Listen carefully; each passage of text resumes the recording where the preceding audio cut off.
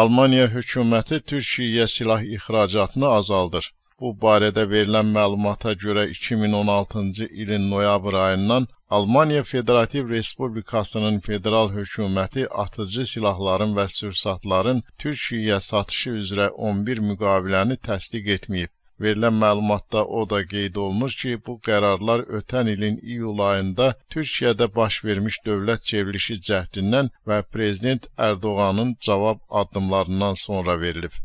Sen benim ülkemdeki yapılan bir darbe girişimine yönelik kalkıp bu darbe girişimini püskürten bu devlete teşekkür edeceğine, demokrasi adına teşekkür edeceğine, tam aksine darbecilerin yanında yer alıyoruz.